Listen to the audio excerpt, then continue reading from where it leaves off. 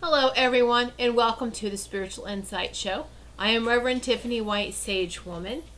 I'd like to welcome each and every one of you for taking time out of your busy schedule today to watch my show.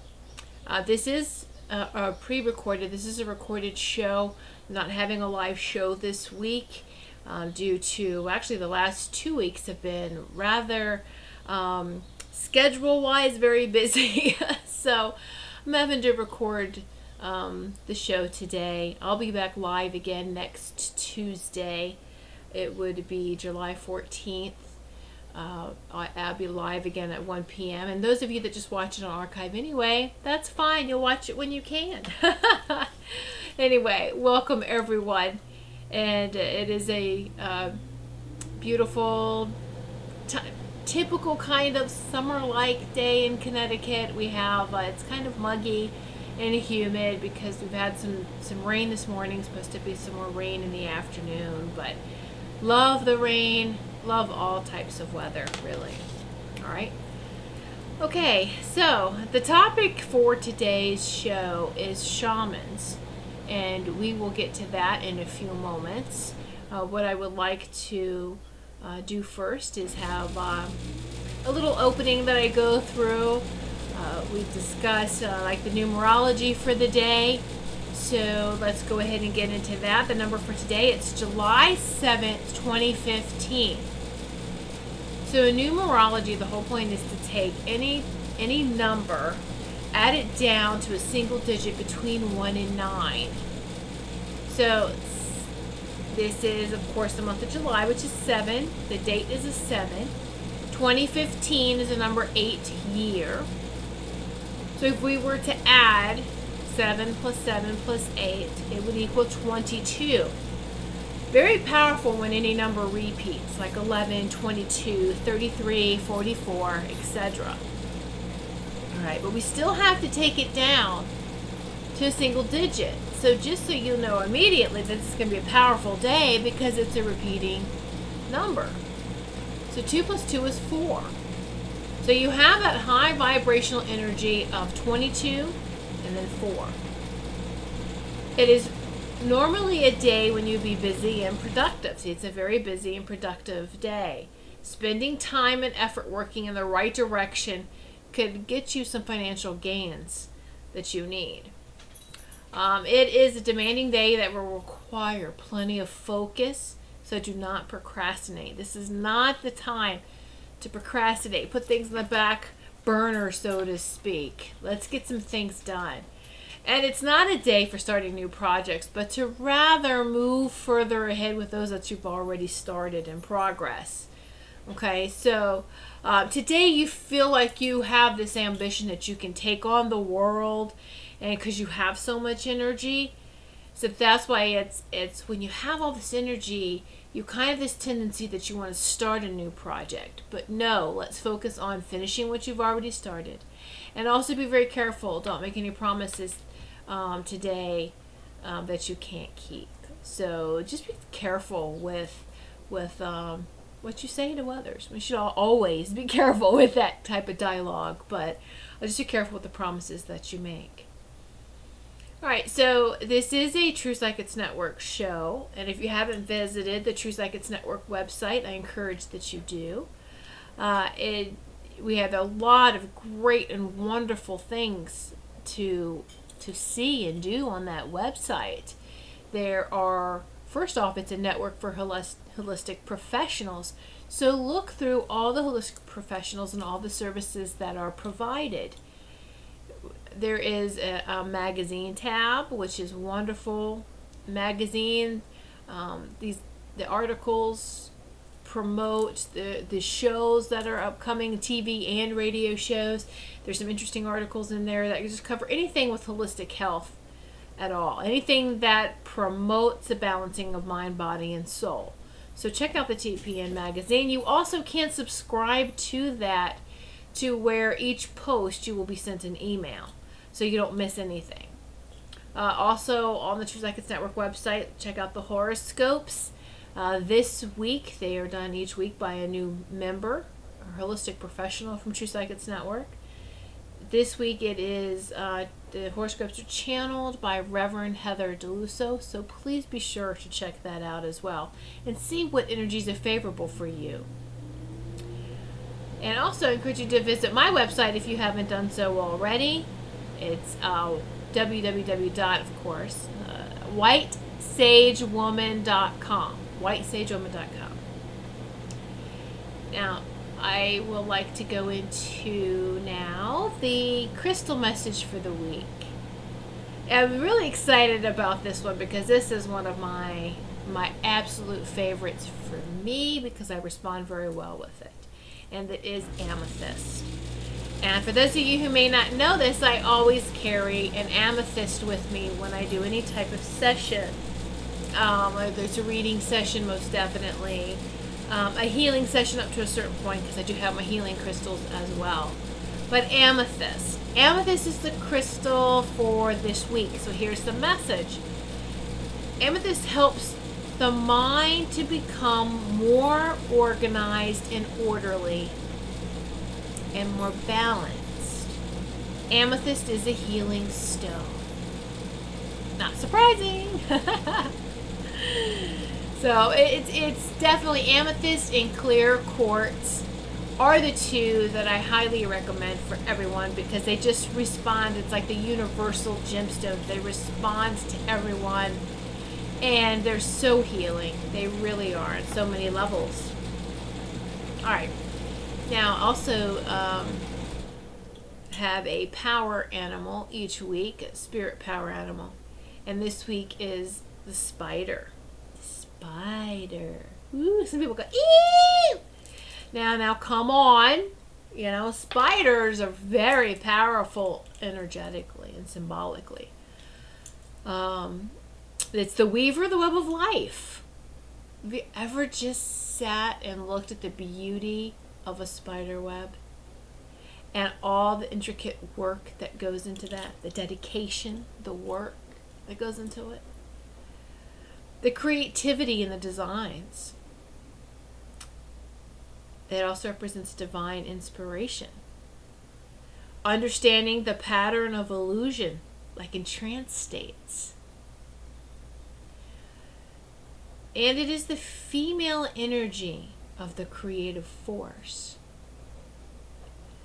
Absolutely. In a lot of my visions, I'll either see snake, spider. There's just certain power spirit animals that appear and that show up with my type of healing work. All right, and so spiders are very, I know people may go eek, but they are very powerful, and please respect what they represent. I just want to make a little note here. Sorry, I'm writing something down real quick. It came to me and I need to add it in to the show before I forget. The guides are, my talking is a little like choppy. The guides are here in full force and they're all talking. I'm trying to get them to one at a time, please.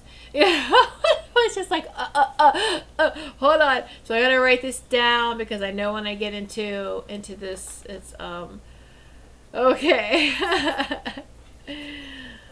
All right. Okay. So, hopefully I didn't lose what I was going to say. Oh yeah. So any type of animal that you may be scared of, understand that it's all part of nature. It's all part of creation, and that animals, certain beings may look the way that they do so they can be intimidating. It's more like maybe a defense mechanism, and we see this so much in the animal kingdom and those type of beings, and even plants, because plants can look pretty, mean, spiky, could be hurtful if we touch them, that kind of thing. It's very beautiful how it all comes together. And here's another little thought, because I'm going to entwine always our ancestors, which include what people call aliens, into my conversations, into the shows, because it's very important. I think a lot of you don't realize that you are channeling and talking to a lot of your guides are aliens, and there's nothing to be scared about. But so now they watch and view us Absolutely. And you have to understand we're all star seeds. Aliens are our ancestors. All right? And our ancestors on this earth, the very first ones, the Native Americans or the natives, indigenous people, know this connection, and understand that. And so I think it's very interesting. When I love to garden, and I've done a lot of work out in the yard last week. As a matter of fact, that's why I didn't have a show last week. Last Tuesday, a live show anyway, was because we had a chain link fence in the backyard that was replaced with a tall privacy, the white vinyl type of fence. And it was done just to give everyone some peace, some privacy. And let me tell you, who would have thought that a fence would invoke so much joy in the surrounding area and just in the neighbors. Even the neighbors that weren't affected by it enjoy it because of how it looks, and it really defines our garden now. It's like a backdrop for a garden where before they couldn't tell where one yard started and another ended looking through a chain link fence. So I was very happy and blessed that way. So that's why I didn't have a live show last week. But so we had a lot of cleanup and things to do. So I was in the garden and I saw this beetle that I had never seen before. And I have to tell you, beetles come to me a lot. All different types of beetles. And I understand that that's my healing connection with Egypt. So I understand, and with Isis and any of the divine feminine goddesses that come in. From that time frame always seems there's the beetles that come around. So it was this long beetle, but it had purple iridescent wings. It was so beautiful. I was staring at it. But the way that it came in could be a little scary, and landed where I was, beside where I was working. I was like, oh, I jumped, and I was like, oh, aren't you interesting? Now, what's most people's reaction to something that they've never seen before is, of course, reaction is fear and fight or flight, and it's usually squash, get rid of it. I don't know what it was, but I took care of it. So I heard it before it could hurt me. Guarantee Animal Kingdom doesn't want to purposely hurt you. It would be a defense mechanism. They're more scared of you than you are of them, unless, of course, they are the hungry predators. But it's not like you're going to have a lion or a tiger show up in your backyard while you're gardening. At least you hope not anyway, right? So anyway, and this is what my guides were talking. Now, see, always are being watched, not just by our alien ancestors, nature ancestors, nature spirits. Everyone's watching. How is she going to react or respond to seeing this? And I was like, wow, I've never seen you before. Thank you for visiting. Thank you. And let's take a peaceful approach to this. And if we did this with every being, we could most definitely, and it's not impossible to eliminate war. All right. So, as soon as those who are in the illusion of control are out of office and making decisions for war, and then everything will be fine. And people think that's impossible. It's just not. And how to do it and the whole plan for that, all right, don't focus on that. When you take care of your own divinity, when you balance yourself, it is a ripple effect. And you help someone else. And then that continues on and on and on. You have to understand how powerful that is. All right? All right. So that was Amethyst and Spider. Yay! Thank you. All right. So now we can get into the topic of shamans. I want to get into it kind of early today, jump right into it, because there's a lot to discuss. And it's interesting, it's whether I have a show or not on Tuesday mornings, the guides, they know, they come right in, here's some messages. Now, when I say guides, I'm referring to all types of beings of guides. All right? God, angels. And there's a fine line between angels and aliens because they're very similar vibrations. And so just any beings for the highest and greatest nature can have a conversation with Mother Earth. That's what I'm talking about when I say guides. It's any and all for our highest and greatest. Okay? All right, so let me just take a sip of water here. Hopefully you're staying hydrated, getting enough water. Put a little bit of lemon in there, flush it out, or some apple cider vinegar.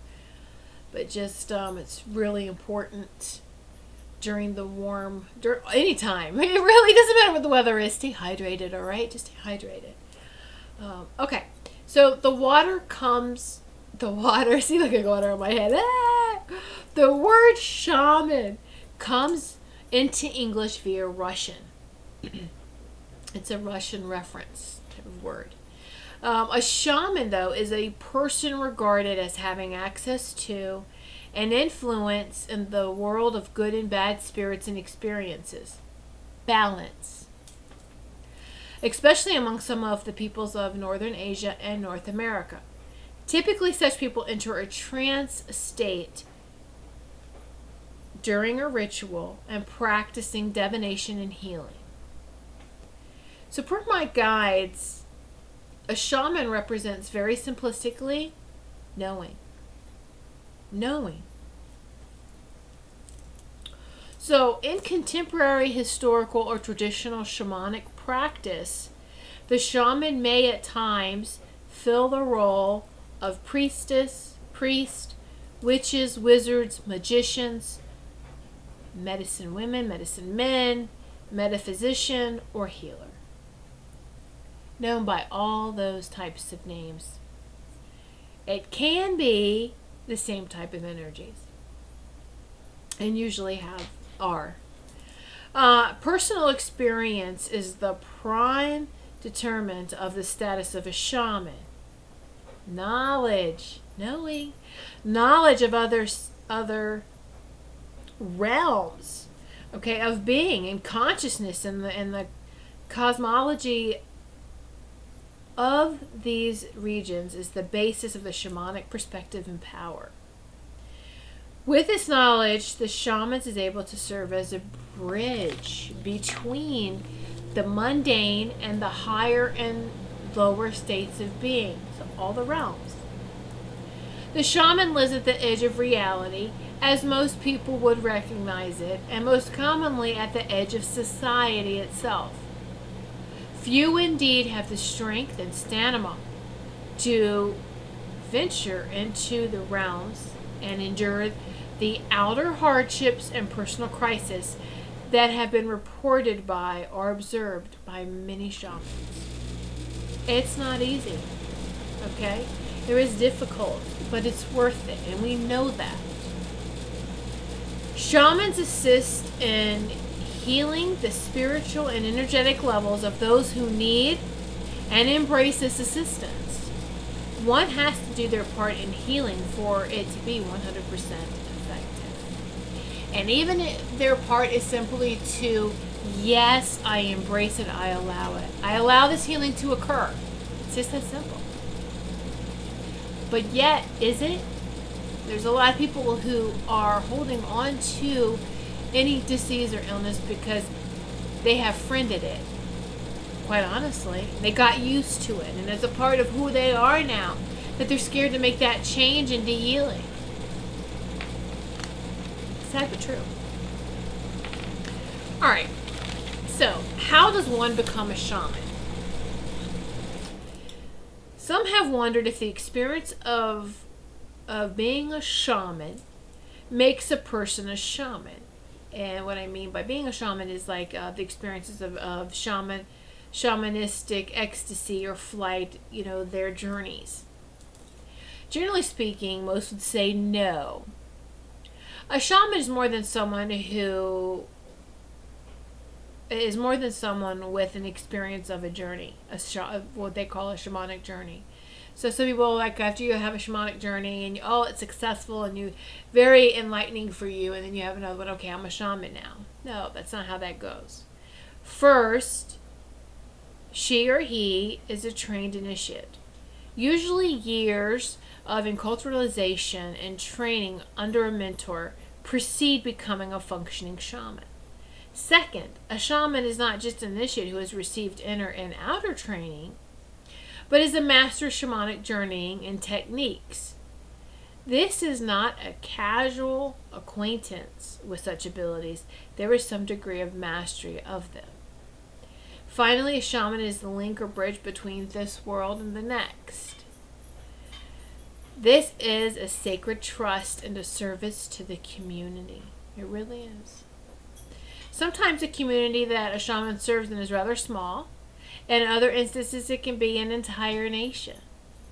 A lot of that depends on social and cultural factors. And you can help be a shaman for the world. There's a whole group of shamans that get together energetically, astrally, and send healing worldwide. Even the universe, just all over. Alright. One becomes a shaman by one of three methods. Hereditary transmission. That's number one, hereditary transmission. 2, spontaneous selection or call or election. 3, personal choice and quest. This later method is less frequent, and traditionally such a shaman is considered less powerful than one selected by one of the two preceding methods. The shaman is not recognized as legitimate without having undergone 2 types of training. Okay, ecstatic dreams and trances, etc. Traditional shamanic techniques, names and functions of spirits, mythology, the genealogy of a clan, secret language, etc. And the twofold course of instruction given by the spirits and the old master shamans is equivalent to an initiation. It is also possible for the entire process to take place in a dream state or an ecstatic experience. So what does that mean? Is that you are chosen by spirit. You can have your initiation via dream. You can have it via vision, doing meditation. Some people can get them if you have any type of healing attunement. You know, an attunement, if you're going to be a healing master, so to speak. Like with Reiki, there's attunements, and any type of training like that. You can receive your initiation in an attunement. I've seen that happen with one of my students. But that was the cherry on top, because they already had a spontaneous call or election, so to speak, but they did not catch it. Or they did not take it serious. So it's like, let's do it again. We're going to make it stick this time. All right. So I would never, you don't call yourself a shaman. I wouldn't consider myself a shaman, but I do have all of these. But I am. Let's just be honest. Okay, but I am. But I don't display that in an egotistical way. All right. Hereditary was something that I recently, not recently, but that came second for me. The order that I had received this was number 2, spontaneous selection or call or election, was at a drumming circle years ago. My goodness, I think it's 2009 drumming circle, where after the drumming circle, there was a native and a native brother who was sitting next to me, very, very dear friends, very someone special to me. And he had told me, he said, there's elders here now, and it's very important. They had shown up during the drumming circle, and they were waiting after it was over, and that is how they were like, you are initiated, here is your name, white sage woman, please use it. I thought, wow, okay. And he's like, seriously, use it. They knew me. They don't put it on a back burner. You need to step into this role. Okay. Well, so then I did. I embraced it. I have embraced it. The hereditary, also my great-grandfather was full blood Native American, but I didn't know what tribe he was from. There's no history in the family of him because he left the family, and my grandmother's revenge was not to talk about him or leave any history. All right, but I have seen him. He is, I do have 2 Native Americans that is in my guide, that is in my circle of guides. And so I know that my great-grandfather had a part in this initiation. And I love snakes. Anyone who knows, the snakes are very healing, my snake rings. He has the snake tattoo. Reverend Heather DeLusso was able to see very clearly for me one day. He shows up and she's telling me about it. And I could feel him and feel his energy, and I knew he was there. And that helped me to understand that, oh, this is one of the he's the male Native American in my circle of guides, in my whole committee, my whole spirit committee, my circle of guides. Because there is a female shaman. Her name is Speaking Crow. And so she helps a lot with the healing sessions. She comes in. But he does too. So it was then I understood that really was the first process. I couldn't see it happening behind the lines. My great-grandfather was her life experiences and how she's walking for life now. It's an initiator. She's ready. And so I've always had very, very visual dreams, so to speak, and visions. Daydreaming is included as well. All right. There is more to becoming a shaman than just one single experience, and it requires training, perseverance, and service. So it's interesting. I'm talking about shamanism, and my dog Ty. Ty, what are you doing? Ty, leave that alone. What are you doing? I'm watching you. I have one of my I like walking sticks, and I have a collection of walking sticks that are hand carved, handmade. My dad had made some, hand carved them snakes. They're snakes. And then I have one that has, I think, a wolf carved in it. And then I found an eagle walking stick that I originally got for my biological dad, because he was having a hard time walking at the end of his life, at the end of his mission, I should say, on the physical plane. And so after he had crossed over, I have it now. I rewrapped it to put feathers on it. But my youngest dog is always fascinated with this, and he'll go up and he'll look at it. He's nose to nose with this eagle walking stick. He'll try to get up there, and he's like sniffing the feathers and sniffing, and he's just so fascinated with it. It's so cute. So the energy must be really powerful. It was cute. I thought I would share. But so I make sure he wasn't going to go chomping on feathers, but he hasn't yet, so I doubt he will. Hope so anyway. All right.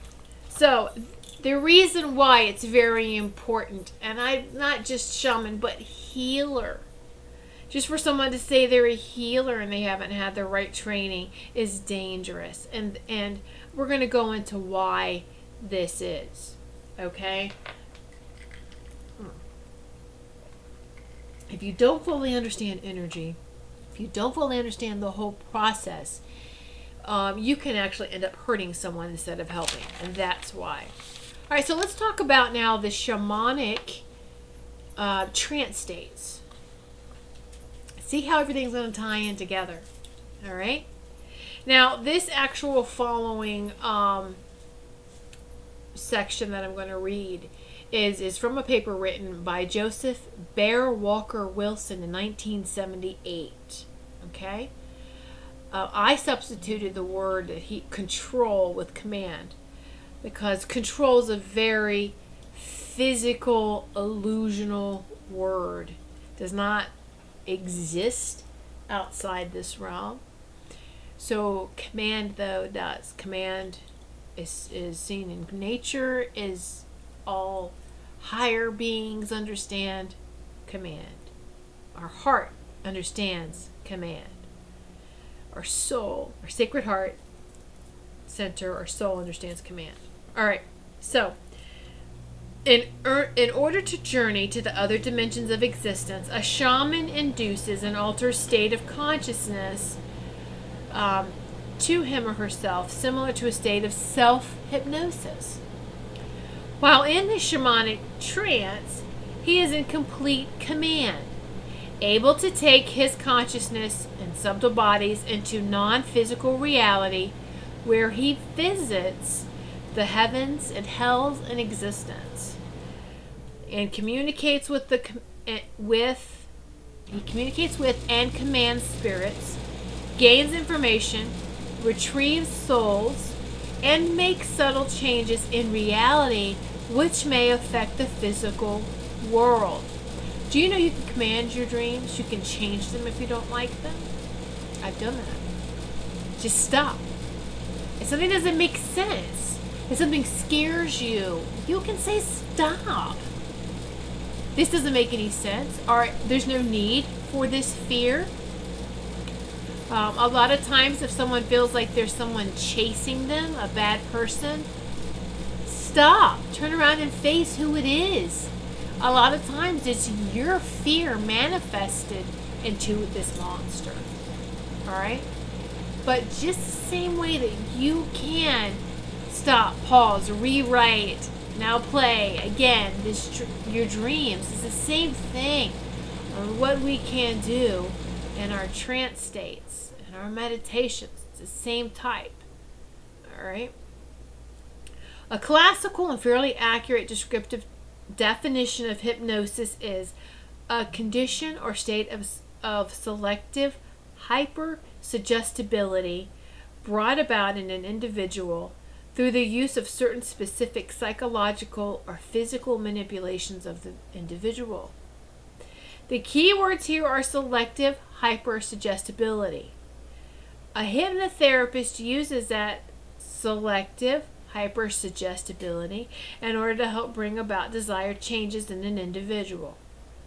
On the other hand, a person practicing shamanic techniques uses that state in order to fine-tune his or her senses in order to see, feel, hear, and smell more vividly while traveling in the other worlds.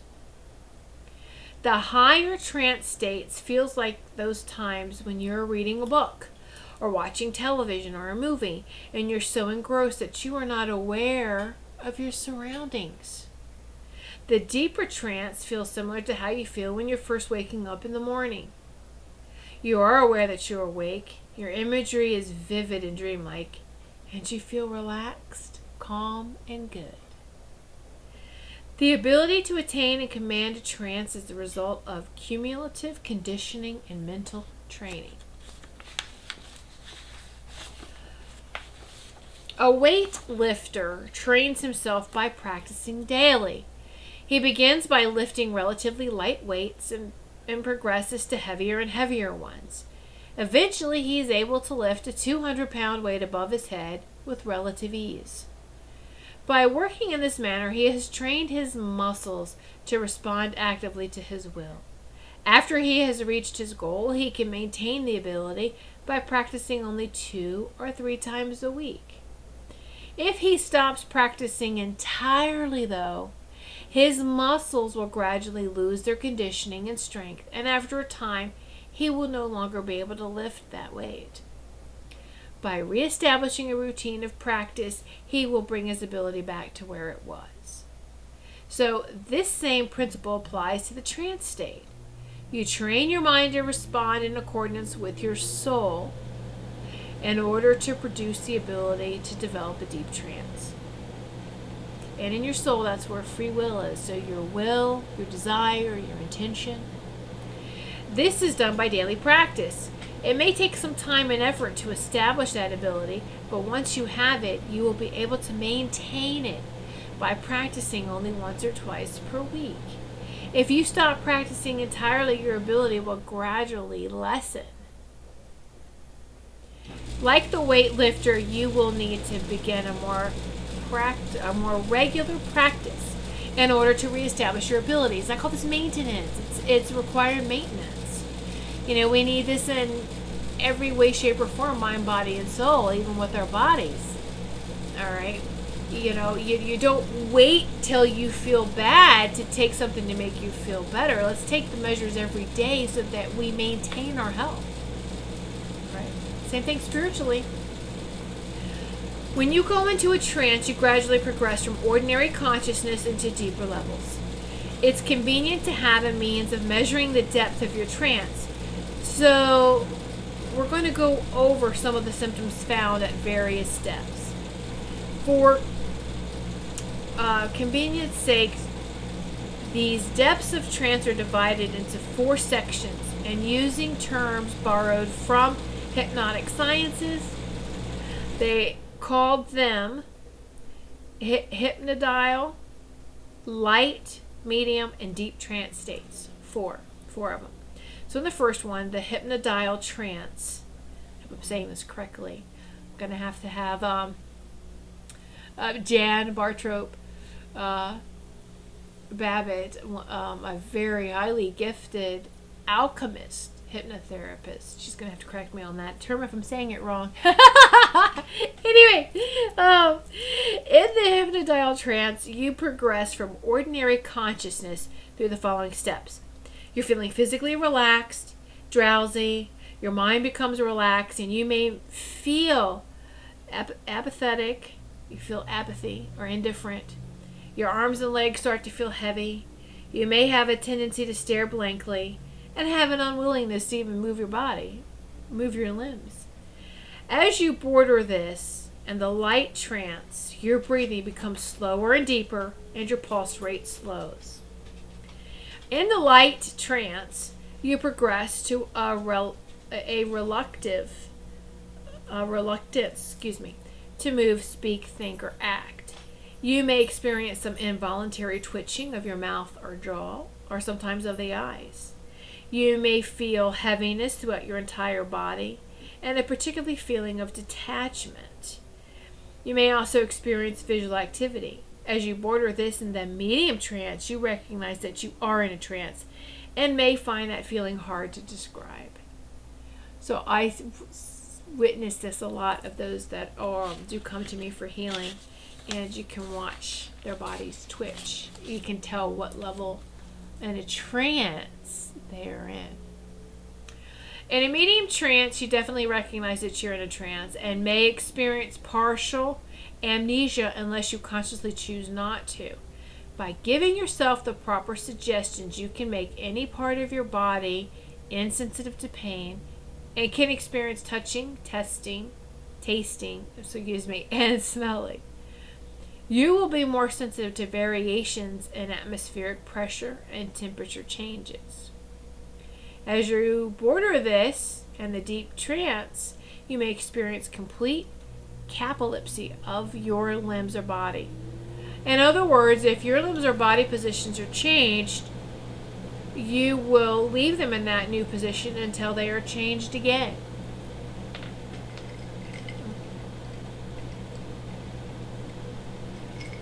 Woo! All right, so now let's go over the deep trance.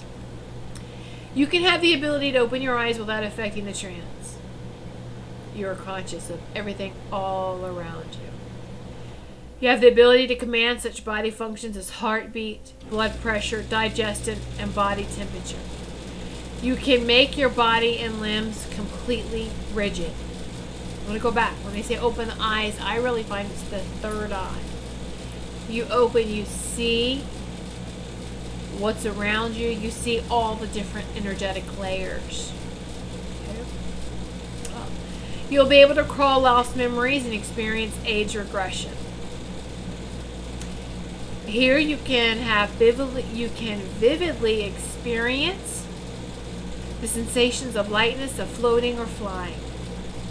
You can also experience both positive and negative visual and auditory hallucinations, both while in a trance and, if given the proper suggestions, after awakening from the trance state. So a positive hallucination is when you are told that you see something that is not there and you see it. A negative hallucination is when you are told not to see something that is there and you do not.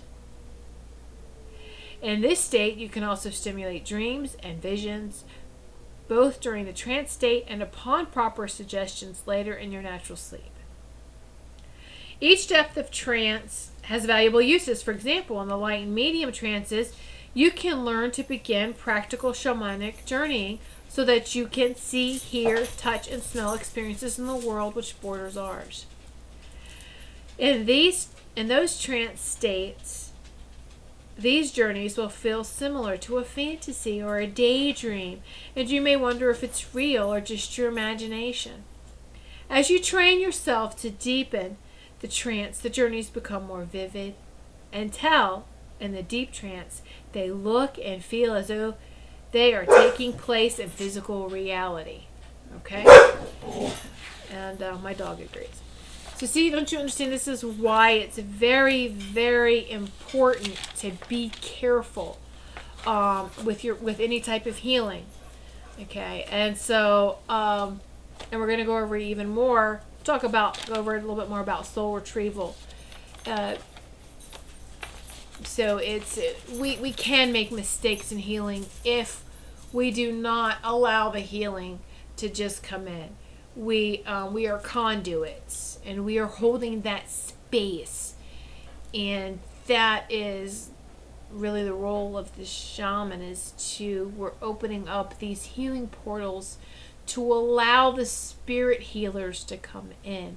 And they're very powerful, and they work on a dimension and a level that we are not working on. So it's so much more powerful. All right, so I'm sorry, our mailman came, so Ty's saying hello. You saying hi to Dan, the mailman? All right, so I want to go over soul retrieval because this is important, because I actually had questioned soul retrieval at one time with my guides, and we'll go over this after why I did. All right. The shamanic practice known as soul retrieval is perhaps the most important level of healing in spirit medicine, because over the spiritual energetic nature of any illness-causing intrusion that has been... Wait a minute, I think I just totally messed this up. Let me start that over. I think I skipped a line. All right, the shamanic practice known as soul retrieval is perhaps the most important level of healing in spirit medicine, because once the spiritual and energetic nature of an illness-causing intrusion, such as disease, right, has been addressed, the cause is still unresolved, namely the tears in the fabric of the sufferer's soul cluster that allowed the intrusions to enter in the first place. The holes, they create portals. As long as these empty spaces remain unfilled, there is no guarantee that the intrusions will not reinvade, giving an opportunity to do so, because those holes are like open invitations. But how does the process of soul retrieval actually work? So do you understand that this is how sometimes too some people feel like the healing didn't stick? All right? Well, then there's fragments of you that's missing, that's not being healed. That's why there's open. And you leave it open, negative things can fill. All right, so working with the spiritual team, all of us in every culture everywhere has ancestors who were hunters if we go back far enough. So in doing soul retrieval work, the shamanic practitioner teams up with the spirits who assist them. And then they work together. They track the lost soul parts, much like hunters track. And this is where spirit medicine has something important to offer, the psychotherapeutic paradigm. Psychologists and psychiatrists, they all know about disassociation. But where do the disassociated parts go?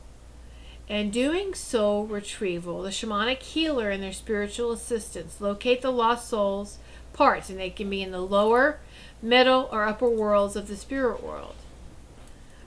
Now, bringing back the soul parts. Then, with the assistance of their healing spirits, the shamanic practitioner enters into a relationship with them, convincing them to return and bringing them back to their original owner. In this process, the person's soul cluster is restored, and their negative matrix may return to its former, undistorted, balanced state of being. Okay. There's another page. Yeah, okay. So interestingly, a soul part that has taken refuge in the lower worlds may often be found in the company of an animal spirit who is caring for it. When the soul part is brought back, the animal spirit may return with it, resulting in what is called a power animal retrieval. I've seen this many times in the healing session. An animal will come up, their power animal, and this is what's happening. And it's very beautiful. All right. So a soul part located in the middle world of dream may be found in the company of an ancestor. Perhaps a revered grandparent who has already crossed over. A soul part in the upper world may be seeking reconnection with its oversoul, a guardian angel, or even with its soul family. Yes, and in a healing session, and which turns into soul retrieval if that's what's needed. I've seen them on all levels. Lower, middle, and upper all show up. All right, and it's very beautiful. And so I can really tell the level. You can scan their energy anyway and tell where they are health-wise. And so it's really nice, but sometimes they might have something hidden. And so when the lower world comes up, go, here's something that's buried deep that needs to be taken care of. And the animal brings that. So this is another reason why I always bring these power animals in to have a message. Okay. As the soul cluster is restored, the shaman instructs the client how to take an active role in reintegrating those lost self aspects, assuring a successful reunion and ensuring that the extracted illness intrusions will not reoccur. So now you have removed anything that had moved into those open portals, the dis-ease, hopefully, right? And it's not so much such a clear-cut remove, apply, remove, apply. It is something that is very beautiful. It's a redirection of energy. I hope you understand. It's a redirection of energy. Just like there isn't, I really don't agree with the whole cutting cords theory, because you don't cut energy. There's no cutting. That's dangerous, and it can actually hurt someone energetically. I've heard people say, I was guided, or I was told to cut the cords with somebody, but it's really hard and it hurts more. Of course it hurts more. It's to cut. You're cutting a live part of you. You're cutting it. Let's redirect the energy. Our spiritual GPS, rerouting, is redirecting. And that's so much more powerful. And it does take, we have to keep on this route. Keep training. We're going this way now. Reroute here. We're going this way. Not that way's too painful. And is a dead end. We're going to go this way now. Reroute your energy. All right. It is so much more healthier for you, mind, body, and soul. So, all right. Let me, So, my questions of soul retrieval that I have for my guides was, we mutate, we change, we shift, we adapt in our healing process, and we move on. So I know with my own healing, I have mutated, I have adapted. So now if I were to go have a soul retrieval done to maybe there's a soul aspect of me, and I bring it back,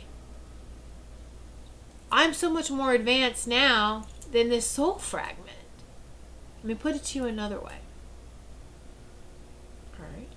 I'm going to use technology, so those of you who are even technologically challenged will be able to understand what I'm talking about. So right now, we've been working on ourselves spiritually. All right, mind, body, and soul healing. We are version 8 software, so to speak. We're version 8. So I go back to a soul fragment in my past, in this life, in this chapter. I go, that's for version 3. Now, also, too, most soul retrievals can also go back in your past lives. So let's go back into the past lives. There are most definitely different versions of me. So have you ever tried to install a lower version? So now we're going to bring back and install like version 3, version 5, all these lower versions into your upgraded version. What's going to happen? It's going to choke. Your computer's going to shut down. You're going to feel sluggish, dragged. It's not going to move as fast as it used to. You're going to start to experience a lot of problems that you didn't. You're going to say, I'm supposed to be feeling better and I feel worse. I don't understand. Someone in experience trying to bring the soul retrieval. This is why it's important to have experience. Because an experienced shaman knows what to do with these lower versions. We're going to upgrade them. We're going to make them compatible to come back. All right? Now, you don't have to always have every aspect of your soul brought back either. If it is not able to be upgraded and compatible, and you have already taken care of that, there's no open portal, everything's positive, you've healed from that particular aspect, you don't need to bring that back. But that energy's there. What we're going to do is we're going to heal it by injecting what it needs to be balanced and then releasing it. Because the universe does not waste anything. It recycles continuously. So let's balance the energy first and then release it back into the universe. All right? But the aspects that do need to fill the voids, that do need to take care of and heal any dis-ease that has filled voids because of that, you're going to make sure that it is compatible with who you are now. That's an experienced shaman does. That's an experienced healer does. Just for someone to go, I removed this and did this and did that. No. You can actually do more damage. And I'm not, and this is not putting down anyone else, any other healers. Just be very careful in your training, very careful. I had a lot of training in the spirit realm. Yes, I've gone to physical trainers, but I also rely first and foremost in the spirit world before the physical world. We should all do that. That builds our strength. And you can understand and see that this physical, a lot of it's illusional anyway, but it's bringing us down. Always first refer to your spirit circle. Your guides who are there for you. Always refer to them first. And over any and everything, too. It could be something silly like your car won't start. So ask for guidance. Ask for spiritual mechanics to show up. We think this is off the wall crazy. Just try it. What do you got to lose? Nothing. All right. In all areas of your life. I have a marketing committee that helps me with business. Hey, I had a fence committee to help me with the fence to make sure that it was peaceful. I have to tell you, it was the most smoothest, peaceful project ever because they stepped in. And I would ask for updates. Is there any updates? Is there anything we need to know? Is there anything we're not doing? Oh, nope, just let them. They found the right team. It was beautiful. The right fencing team to come in. The right crew to come in and do it. Have it for each and everything. I had family that came and visited, and I was like, travel agent committee. Make sure that their flights are smooth, and make sure, even if there are some delays, that it's going to be as smooth as possible. All that kind of thing. Let them have a good time. If fun activities, etc. Whatever. It is a lot of fun. You can really have fun with this, and it gives you that confidence you need to and talking to your spirit guides and having that connection with your spirit guides. All right. I also have, I'm going to probably update now, I have, of course, the Psychic Medium Awakening and Development course. That was channeled. The guides had told me probably 2 years ago now. 2 years, maybe 2.5 years ago, that I need to write this course, to channel this course. So I thought, well, there's so many psychic development courses out there, instructions, but I trust. And I said, but you know what? I honor. Let's do it. All right. So I find that it is a living, breathing being itself. It should be all courses. It shouldn't be just black and white. It should have life to it. It should have that energetic, living energy. And so now I'll be adding this to it as well. So I'm really excited about that. On a final note here, because I feel we've got less than 5 minutes left. My goodness, I am so thirsty today. And because it's humid, and I am very sensitive to temperature change and the humidity and the barometric pressure. I can feel everything. So I find that I usually do drink more water when that occurs. Pay attention to how you are. How do you respond to the weather changes? All right. So this is something really fun and I watched an episode of Ancient Aliens. I like to record them all, and I'll go back in and watch them. And I save my favorite ones to go back and review again. It's like spiritual research. And they're so fun. All right. Ancient Aliens view on shamans. They had a special on Ancient Aliens and shamans. And I thought, yes, of course, the shamans know that aliens are our ancestors. But they made this one point that I about fell off the couch laughing, because I remember saying this before, and just the yes, yes, yes. All right. I think I've talked about before in the past about why in the world would ancient aliens want an anal probe? Or any alien want an anal probe? Really? And that you are really receiving a healing. And if you remember this healing process, or you wake up during this healing process, what's the first thing that happens? Especially if you don't recognize them, you don't know what's going on, fear kicks in. Where does fear, fight and flight reside? Where those energies reside? All in the first, second chakras. I mean, they are right there. So, of course, you're going to start to feel off balance. For what you just experienced, you don't understand it. If you've never been taught what these energies look like, what these beings look like, you get scared. And then you try to process what just happened. So your first chakra, you're going to hurt. And a lot of people were like, why does my butt hurt? Why does my first chakra hurt? Why does my stomach area hurt? Oh my gosh. And all it takes is for one misinterpretation to spread like wildfire before everyone thinks, oh my gosh, I was abducted in an anal probe. Oh, please knock it off. You know what you experienced? You experienced a healing. But you didn't recognize that you experienced a healing. So, ancient aliens even talked about this, saying, what's the difference between a shamanic journey and an alien encounter? Stop and think about that for a moment. You really feel that. Feel it. So you have an alien encounter and you have a shamanic journey. Are those energies the same? I've had both, and I can tell you, yes, it is.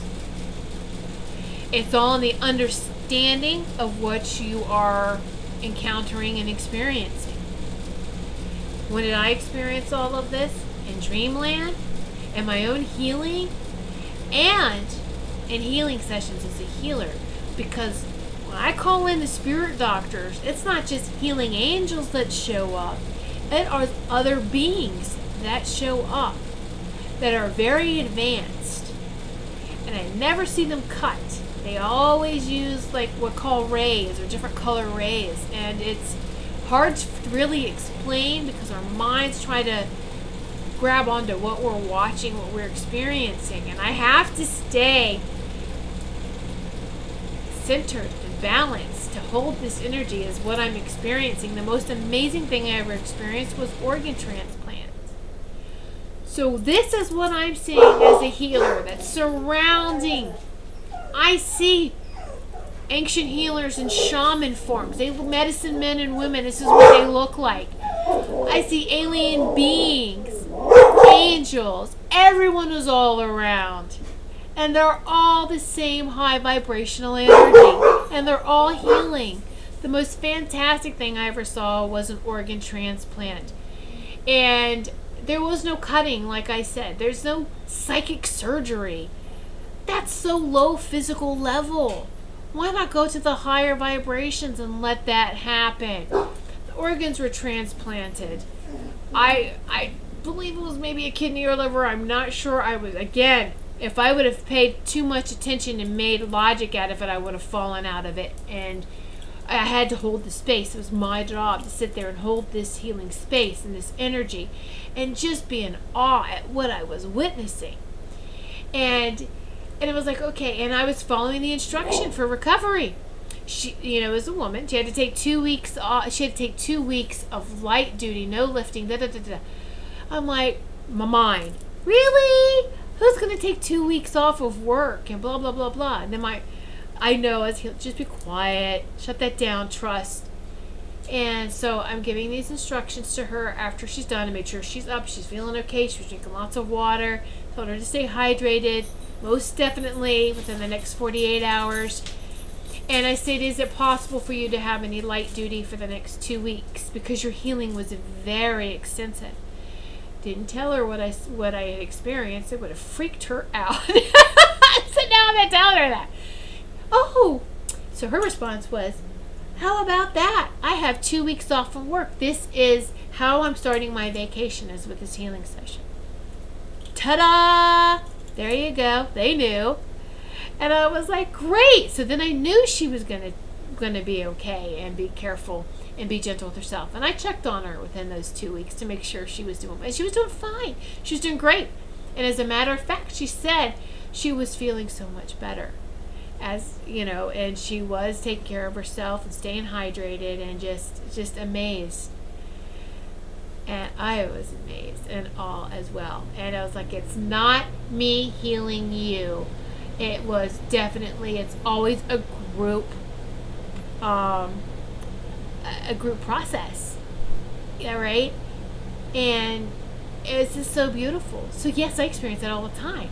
I'm opening up a portal for healing to come through. And so of course everyone's going to show up. I think it's beautiful.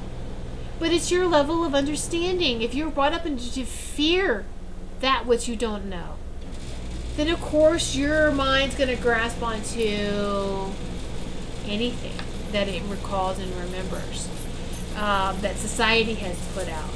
So that's what your mind's going to grab onto.